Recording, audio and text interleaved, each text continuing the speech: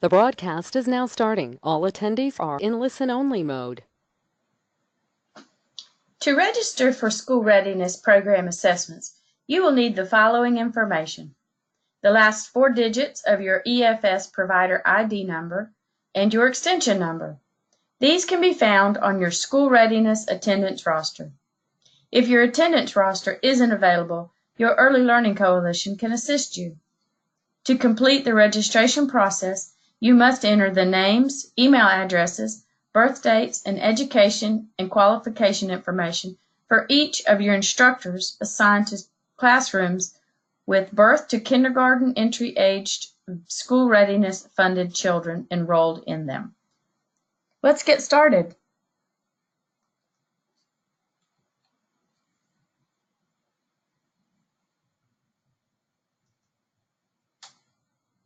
To get started, enter the address below into your web browser. Google Chrome works best.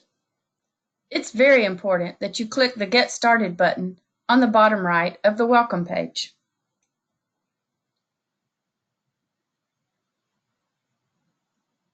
On the right side of the screen that you see is the Welcome to the School Readiness Program Assessment Get Started button. Please be sure that you are clicking the purple Get Started button on the right-hand side. The next page is the provider registration. Be sure to click Provider Registration, the blue button on the right side. To register, you will be required to enter all of the information on this page. You must choose your Early Learning Coalition from the drop-down box. You must select the county that your provider or program operates in. You must enter the last 4 digits of your provider ID, and you must enter your provider extension. The zip code for the program is also required on this page. After you've entered all of the information, you click Register. Those of you who successfully enter your information will receive a registration confirmation. You should see an ID number in the middle of the page. You will want to make sure to write this ID number down, as it is your ID number for the School Readiness Program assessments. You will also be asked to create a password on this page. Enter your choice of password and click Create at the bottom of the page. If you receive a message that your data does not match, you will need to contact your Early Learning Coalition to confirm that you are entering the correct 4-digit provider ID and extension number, as well as the zip code. You will not be able to go any further in the process until your information is correctly entered. The next question will determine whether you need to register or not. It asks you to answer yes or no to the question, do you serve any school readiness children aged birth to kindergarten entry? If you answer no, you will be directed to contact your Early Learning Coalition to verify that you do not have to complete the registration process. Again, if you do not have any birth to kindergarten entry aged school readiness children, you need to contact your coalition to make sure that you do not need to register. If you answer yes to the previous question, you will be directed to the Acknowledgement page. All information on this page is required to be entered before you can proceed. The system will pre-populate certain information, but you will be asked to provide the name of the person submitting the registration, the job title of the person, as well as their email address.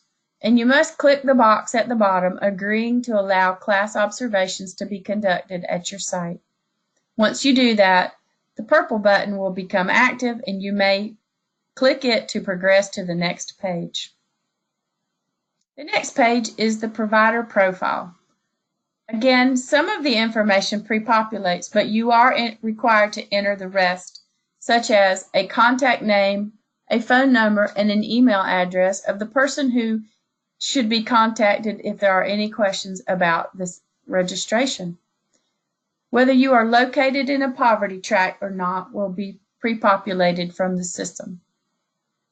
You do have to answer the question, are you a license exempt provider, yes or no? Are you currently Gold Seal? If so, which agency is your accrediting body? Are you currently participating in a quality rating and improvement system? And are you currently implementing child assessments using one of the 3 Office of Early Learning approved child assessment tools? After you've entered all required information, click the purple button to advance to the next screen. At any point in the process, should you need to go back to previous screens, click the previous button. If you need to exit the program, please remember to click Save and Exit. That's found on the bottom left of the screen. The next page will ask you about the enrollment at your child care program. You must enter your program capacity, the total number of children enrolled from all funding sources, the number of children birth to kindergarten entry enrolled, and of that number, how many of those children are school readiness funded. After you've entered this information, click Next. At this point, you'll be asked to add your instructors and your directors. On the left is the screen to add a new instructor. You enter the person's name, their last name, their middle initial, and their role at your child care center. Every child care center must have at least one director added to their roster, as well as all of the school readiness instructors teaching in classrooms with birth to kindergarten entry aged school readiness children in them. You do not need to add substitutes, part-timers, or floaters. You are going to add the person who is in the classroom on a daily basis and is most likely to be present on the day that the class observation takes place. On the right side, you will notice that the staff person by the name of Jenny Doe has been added to the roster. As you add instructors and directors, they will appear on the right-hand side of the screen. In order to remove a person in case you erroneously enter one, you simply click the Remove button to the right of the person's name. And you continue this process until you have added all of the instructors and directors that are required to be entered for this school readiness program assessment.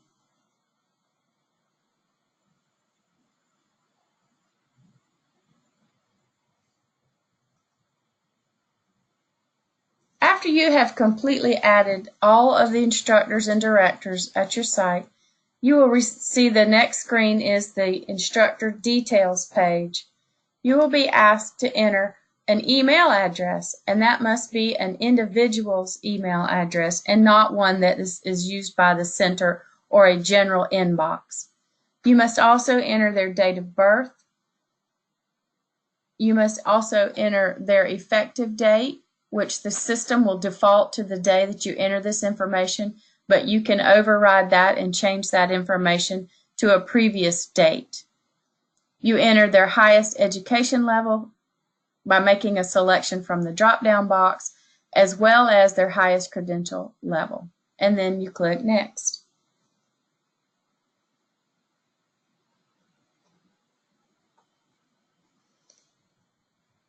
The following screens will ask you to add your classrooms. The note at the bottom says you're required to enter all school readiness, birth to kindergarten entry classrooms that your program offers. Failure to do so may have an impact on meeting the requirement for program assessment. You will not have the opportunity to add or edit classroom information after your registration has been submitted. You will be asked to provide for every school readiness birth to kindergarten entry aged classroom a classroom name, and then you will be asked to select a class tool based on the age of the children in that classroom. For example, if you have a classroom with children who are in the 24-month range, you would select the toddler tool. You can click the What's This button beside the class tool name to have a description. You can also click the drop-down box to select whether the room is an infant room from 0 to 18 months, or whether it's a toddler room from 19 to 35 months, or whether it's considered a preschool classroom. And you also will add at this time a date that the classroom opened. Please remember not to put future classrooms, only those classrooms currently in existence. As you add classrooms, you will see the classroom list develop on the right side. As you see in the screen on the right, I've added the red room. In order to remove this room, if I've made a mistake, I simply click the Remove button to the right of the name of the classroom.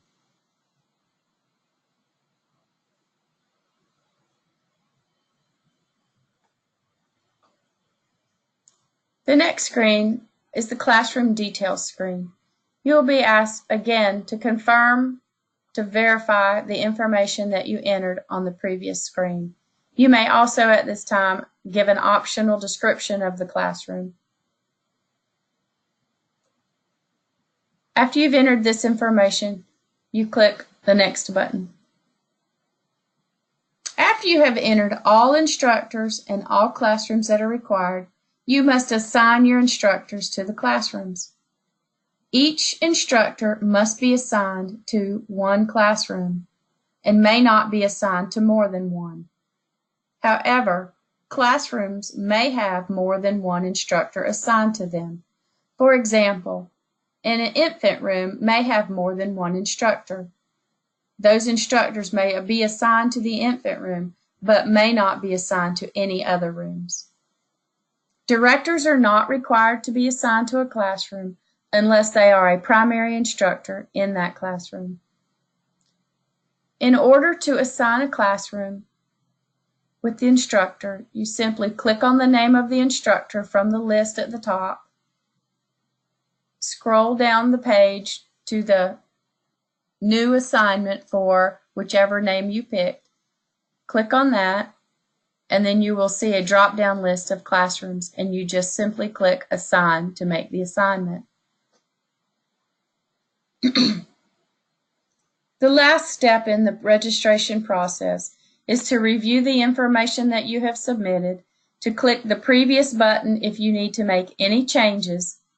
If no changes are necessary, you click the Confirm and Submit button. You will get a final opportunity to review the information, and you'll have a final Confirm and Submit button. Remember, please, you must click Confirm and Submit 2 times.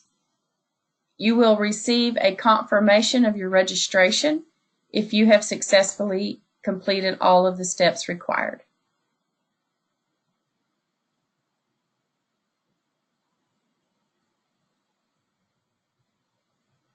At this time, we are going to go to the live website and show you the steps. As we walk through each of the steps, you will see what it looks like as we actually complete a registration.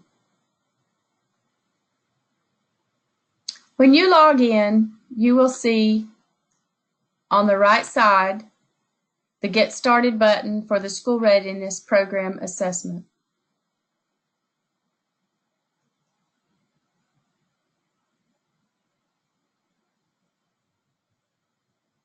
The next step is for you to click the Provider Registration.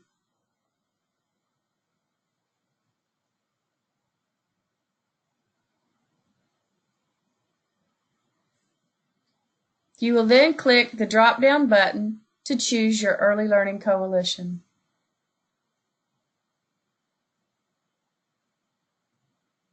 In this case, I've selected the Early Learning Coalition of Miami-Dade Monroe, and I have the box automatically filled in Dade County. It defaulted to Dade County, but I also could select Monroe County. The next box asks for your last four digits of your provider ID from the EFS system, and then your provider extension. The last step is to enter the zip code for the program.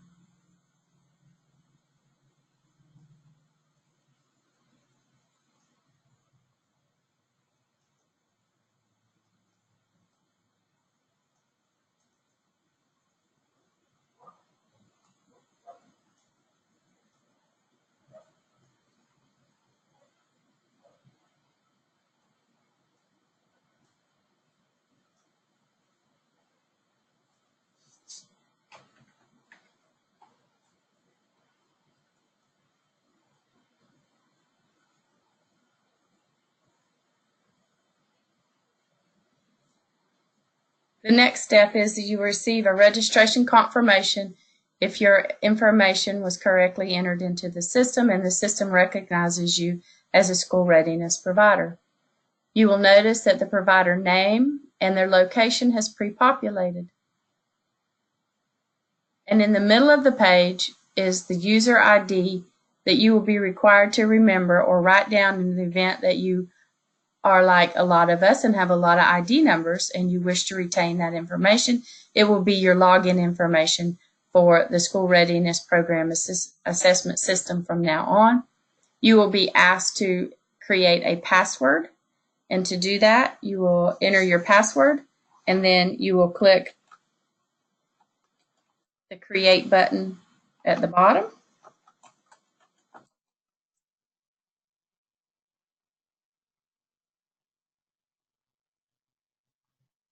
The next step is to answer the question whether you serve school readiness children ages birth to kindergarten entry.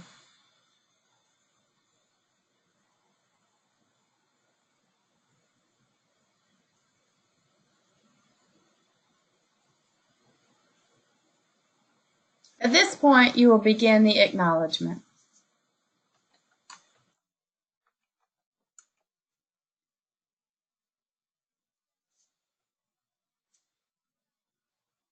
After you've entered the name of the person submitting the registration and their job title, you also enter their email, and then you must click the box that you agree to class observations by coalition staff or third-party evaluators for any and all classrooms at the site.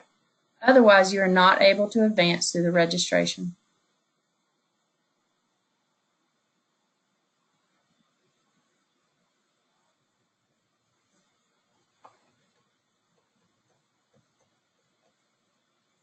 You will see that the application date, the provider name, the coalition, the category, and the address, as well as the county, are all pre-populated for you. The phone number will also be, but for purposes of this demonstration, I've added a generic phone number. You'll also be asked to fill in the email address for a contact person at the site. In this case, the provider is not located in a poverty tract, according to the U.S. Census. And we will answer the questions because if I try to go ahead, I'll get a message that I am not allowed to proceed until I have answered these questions. I'm going to answer, no, I'm not license exempt, and then the information about whether I'm Gold Seal populated, and then I'm going to say yes, that I'm involved in a quality improvement and rating system, and then I'm going to pick one of the 3 OEL approved child assessment tools. And I will click Next to proceed. I'm going to make up some numbers. I'm going to say that I have a capacity of 50. I have 45 of the children out of the 50 are enrolled. I'm going to indicate that 45 of the children are birth to kindergarten entry age children. In other words, I have no school age children in my program. And of that number, how many of them are birth to kindergarten entry aged school readiness children? And then I click Next. And then I'm going to be asked to enter my instructors.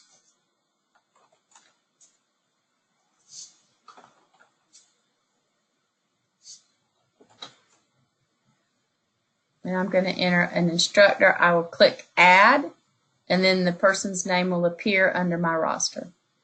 So I have Jane Doe, and if I need to change something in the spelling or if I need to remove her, because she's not with the school readiness program, or for some other reason, I can simply click remove and she will be gone from the roster. So I'll add another person.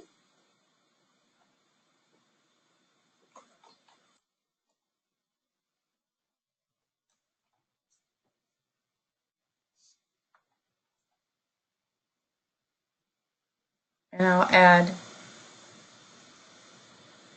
Billy to the roster.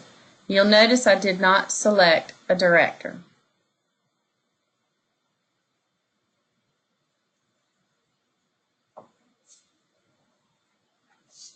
I have to give Billy an email address.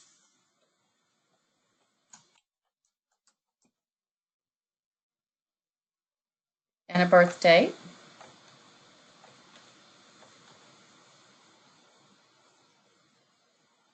And I have to enter Billy's effective date. It's defaulted to today's date. I can change that date to another date if I wish. I also can choose from the drop-down box Billy's highest education level and then any credential that Billy might have.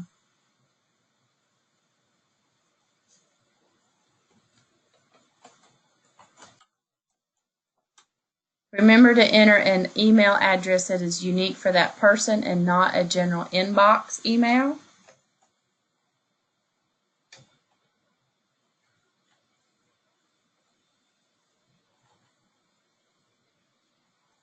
Again, this is defaulted to the day that the person was added to the roster, but that can be edited. I'm going to pick Jane's education level as well as whether Jane has a credential or not.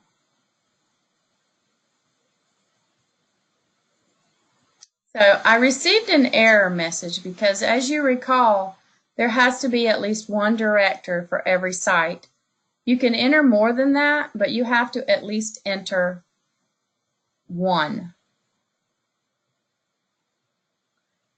If I go back, I'm going to potentially lose my data. So at this point, I would want to save and exit and log back in. But for purposes of the demonstration, I'm simply going to change Jane to the director role. So again, make sure that before you go back to a previous screen for the instructor roster, that you click Save and Exit and log back in so that you don't lose your instructor data and that requires that you enter it all over again. So I've changed Jane to a director because you're required. So now I have one instructor and one director at my site. And I'm going to go ahead and click Next.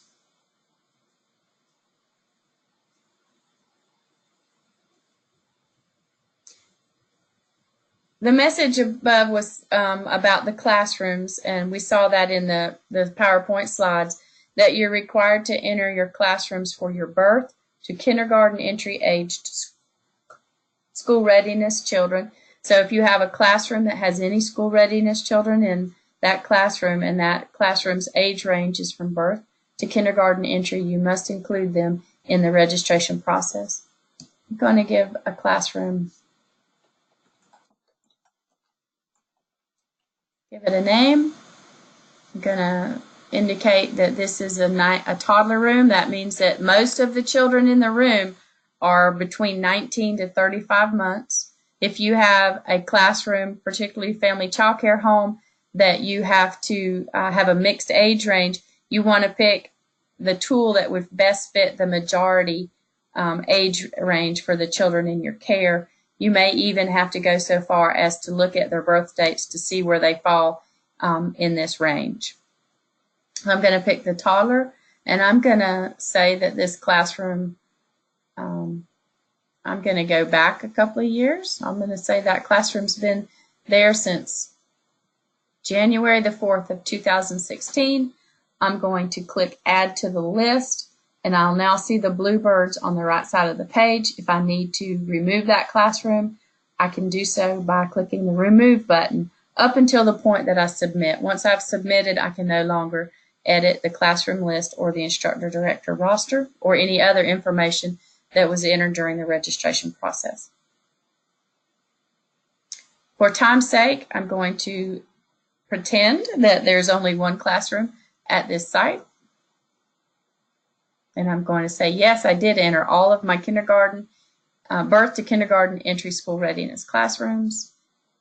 I will have a chance to look at the information, and I can also provide an optional description of the classroom if I would like to at this time. I have no changes to make, so I'm going to click Next. And this is the page where I assign instructors to the classroom. Remember that Billy is my instructor, so Billy has to be assigned to at least one classroom. I'm going to click Billy's name, and then I come down and I click where it says New Assignment for Billy. So I click on Billy's name, and then I will have a drop-down box that contains my classrooms. I click on my classroom name, click Assign, and then now I see where Billy is assigned to the Bluebirds. Jane does not require an assignment to a classroom because she is the director. The only time Jane would have an assignment would be if she was also a primary instructor in that room. In this case, we're going to add her also to the Bluebirds room.